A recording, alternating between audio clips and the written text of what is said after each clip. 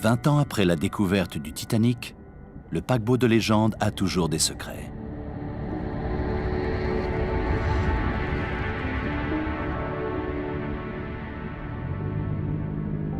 Préparez-vous pour une visite inoubliable du Titanic comme jamais vous ne l'aviez vu auparavant.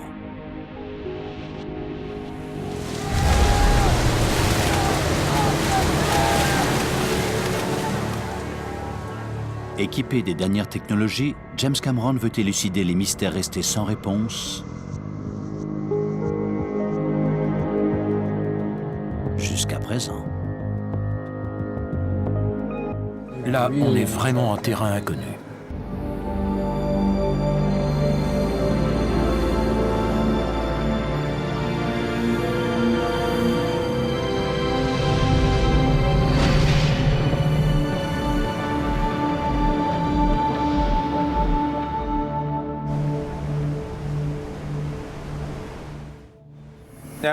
Ici, c'est le poste de contrôle. C'est notre salle de contrôle. La production télé est véritablement au cœur de la bataille. L'ambiance est parfois survoltée, mais on a l'habitude.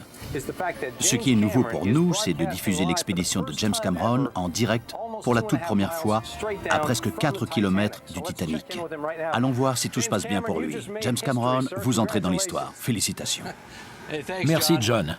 Ça n'a pas été facile d'arriver jusqu'ici, mais on a réussi. On est connecté et on vous transmet un signal à 3800 mètres de profondeur, ce qui veut dire qu'il y a 3800 mètres d'eau au-dessus de nos têtes. Toute cette eau exerce une énorme pression sur la sphère d'acier dans laquelle nous nous trouvons. Je suis avec Mac Arbusno, notre archéologue, et Anatoly Sagalevitch, le docteur Sagalevitch qui a conçu le submersible Mir dans lequel nous nous trouvons. À votre avis, Anatoly, tout va bien se passer? Ah oui! C'est l'un de mes meilleurs submersibles. Je suis absolument d'accord avec vous. Mais si je suis assis au fond de l'océan, ce n'est pas pour jouer à la bataille navale. En réalité, je dirige un véhicule contrôlé à distance, appelé Gilligan. Le voilà. Je ne sais pas si vous le voyez. C'est cette espèce de grippe inverse sous stéroïdes. C'est en fait un petit robot qu'on appelle un X-Bot. Je vais faire le tour de notre submersible pour vous le montrer.